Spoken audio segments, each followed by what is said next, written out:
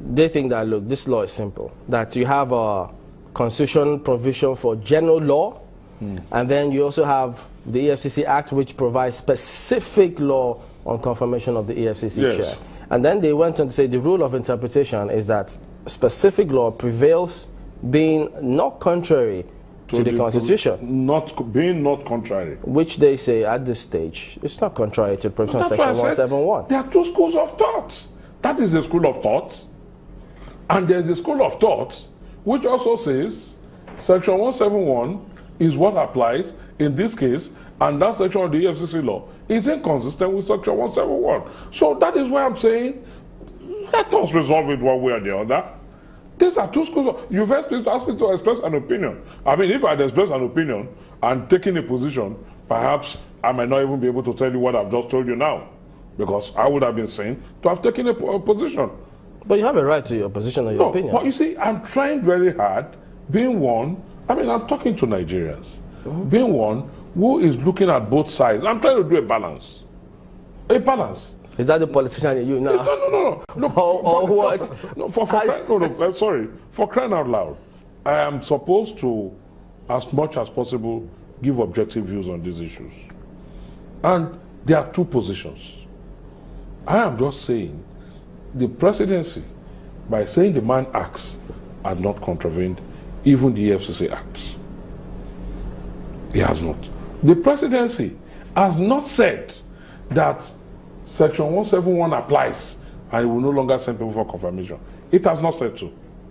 It is only the public that has expressed opinions. It's only members of the public. The presidency has not officially told the National Assembly that your position is wrong. It has not officially told the National Assembly that the EFCC Act, to the extent of provisions for screening or confirmation, is inconsistent with the Constitution. The presidency has not said, henceforth, we shall rely on Section 171. It has not said so. So what's the quick fix? What's the quick fix to this? And in fact, the presidency, in my opinion, would appear to disagree with the proponents of that school. Okay. The proponents that say Section 171 applies, by even sending subsequent names for confirmation to you. Let's let you listen to this. It played out yesterday. I would like to get your thoughts on this particular one. Take a look. The fundamental consideration about the alleged statement is the fact that at no point ever the Federal Executive Council sat down to arrive at a decision in one way or the other as far as the issue of nomination or otherwise is concerned. So I do not think it constitutes an issue for the Federal Executive Council to make any clarification about, because it has never been considered by the Federal Executive Council. But the Honorable Minister of Information shed further light. Right. Yes, with due respect, I think the statement I made earlier on, I think covers your question, which is that whatever may be the misunderstanding or problem between the National Assembly and the Executive, that we have an excellent mechanism for resolving it. I don't think we need to go to particulars or to go to specific statements as to what was said by A or B. We are not trying to, we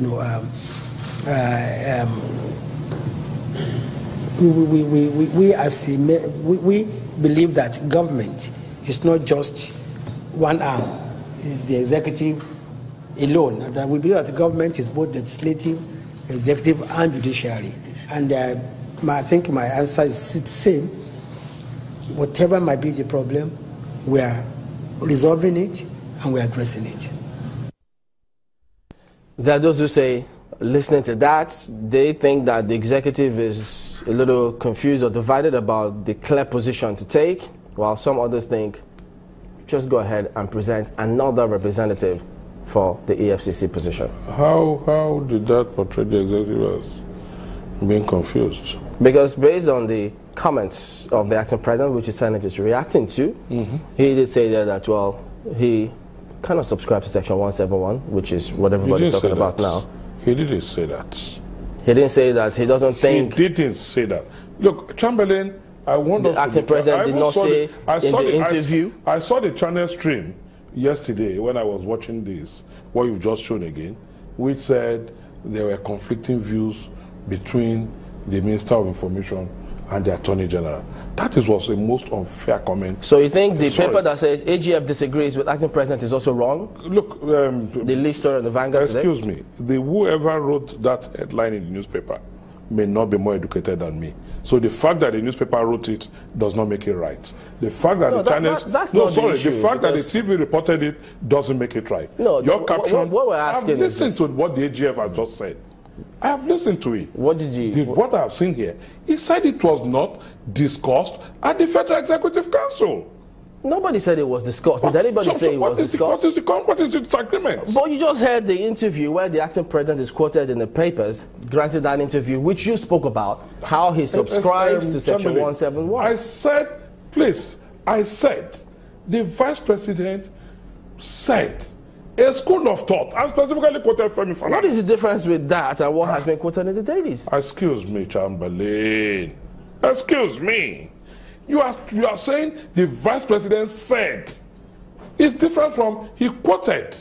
The school of thought said something. Mr. Ogala, let's put this straight. Listen. Perhaps I should rephrase this. Please, because the thing is this. It's out there that the acting president, while he granted that interview, says perhaps he needs to subscribe to that school of thought. It's out there in the public. It's widely reported. Let's assume he says. When we now heard the AGF then says, well, yes, that was not a decision of the FEC. Was it? Did anybody say it was? What we're putting across to you. What is the disagreement you are talking about? You need to understand the question so you can respond to it. Let me because what we're saying now is this. If he is of that view, and if he subscribes to that view, and the AGF there says, well, that view appears definitely not that decided in the FEC, they also think that, look, those are two distinct views, and that what they think should be done now is that the FEC should then decide and send a new representative to the Senate for confirmation. Well, I think it's obvious some of you want to form an opinion on behalf of the Attorney General of the Federation. The man just spoke. What do you mean it's obvious? That's clearly not correct. It is correct. You're misrepresenting the issues. The man just spoke. We just saw him. What is obvious about? We just heard this man speak, where he said no such decision, no such discussion came up at the Federal Executive Council. He did not express an opinion, whether he agrees or does not agree. I mean, you can ask them to repeat that, your clip again. But you just heard the question where I said, yes, did anybody argue that he didn't say that, Mr. Ogala? He said, look, Chamberlain, he said, the AGF said there was no such discussion at the Federal Executive Council. He did not express any opinion on whether it's Section 171 or the FCC Act that should prevail. So where did he disagree with the AGF? Where did they disagree? When he said we didn't discuss any such thing at the FEC, and the information minister said in his own contribution, after he said that, he handed over to the information There's a resolving, he said there's a resolving mechanism. The information minister said that. What's that mechanism? I'm not in the executive or the legislature. All right, since I won't be able to know. We have to go on this. To know what their mechanism is. All right, they will say they have their own mechanism of resolving conflicts. Okay, we need to go to break. That does not mean we should now ascribe to the AGF. All right, Mr. Ogala, we appreciate your comment on this morning. We'll be back in a moment, everyone. Join us again. Thank you.